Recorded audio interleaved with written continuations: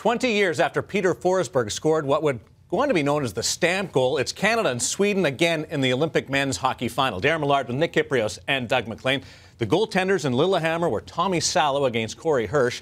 Fast forward to 2014, Henrik Lundqvist, who has won Olympic gold before, against Carey Price, Doug, who's passed one significant test. He certainly has. And was there a position more debated coming into these Olympics than who was going to be the #1 goaltender for Canada, and would the goaltending be good enough?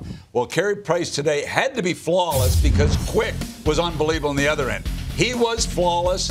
He played an exceptional game. Let's not forget, he was hot coming into the Olympics. Player of the week in the NHL prior to the Olympics starting. And you know what? His numbers here are absolutely staggering. And with all due respect to Erik Karlsson, who's had a terrific Olympic tournament, this is the one guy that can truly win this gold medal by himself. I don't know what happened to him earlier on in the season with the New York Rangers.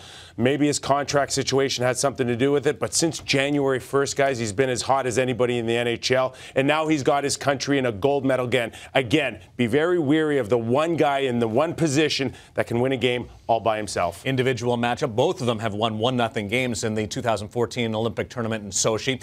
You mentioned Erik Karlsson. It's going to be a great matchup with Drew Doughty. It is. And you look at this on a whole, though, and I like the back end that the Sweden has, led by Kronwall. Karlsson, when he has the puck, is as good as anybody in the world, but they are lacking the depth that Team Canada has. And outside of the offense that Karlsson can provide, they can't match up against Team Canada. And once again, it should be the back end of Team Canada that makes the difference in this hockey game. Canada's blue line has been spectacular, as you said. I mean, look, size, skill, speed, offense. I mean, they bring everything. It's mind-boggling. The pairs are working tremendously together for simply just being put together. I'll tell you what, the Americans could not handle this defense. It was that good. If they get that performance against Sweden, Sweden has no chance. Two undefeated teams squaring off. So somebody's going to go through this tournament perfect for the first time in the NHL era. Who do you think gets to dictate play? Well, I think Canada has to dictate that play. I hope they learned that today. They came out, and from the opening face-off, they played a North American game, and they took it to them. They took it to them hard with their forechecking game, which was tremendous.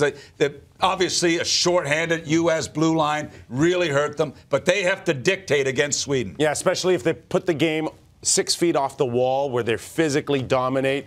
Again, Sweden will have that trouble that the U.S. had. Canada looking for its third gold medal in the NHL era. Sweden out for #2.